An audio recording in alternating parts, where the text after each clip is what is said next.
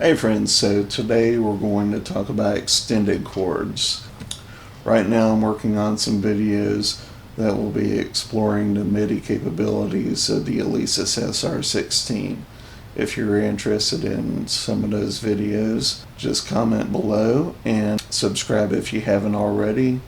And on with today's discussion. So recently when discussing the dominant ninth chord, there was a good question about if the ninth degree of the dominant ninth must be on the same octave, or if it can be on the same octave rather, or if it has to be on a different octave. So when I was first studying music theory, I was kind of under the impression that it was a hard and fast rule that it did have to be on a different octave in order for it to be a proper ninth or 11th or 13th or whatever the case might be. However, there are three main criteria that constitute as for being an extended chord. First, you must have your root. So in today's example, we're going to look at the B dominant 9 chord. So first you must have your root.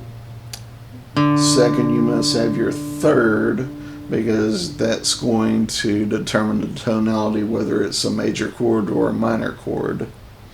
So in theory, you could just have your 1 and 3, and in this case a B natural and a D sharp, and that would be a major chord. And you could imply your fifth, because if you had a D natural,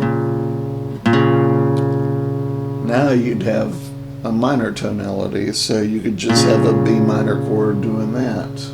That's the difference between using a power chord. Because even though you're doing a motion that's in a minor key, because you're using nova and fifths, it has a brighter, more major tonality because you don't have that third. And in this case, in the B dominant 9 chord, because you have that D sharp, you're going to have that major tonality. So that's your second qualifier, is that third. And your third prerequisite is the 7. The 7 makes it an extended chord. So those are your three qualifiers: as your root, your third, and your 7. Now if you had a D natural, that's going to be a different story altogether. Now you have a D minor 9 chord.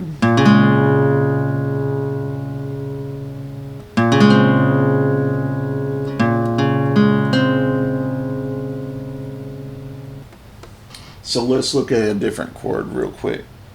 Now this is an F major chord. Now we add the 7 on top, and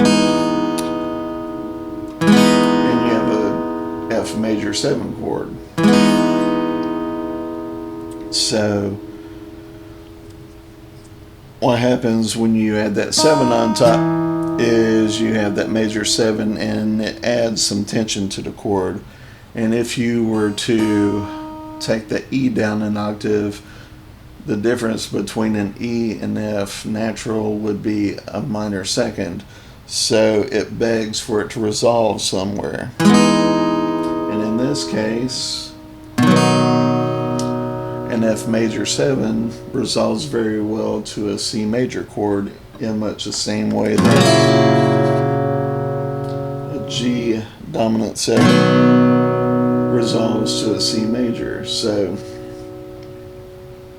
I mean, it goes a different way about doing so, however it achieves the same effect.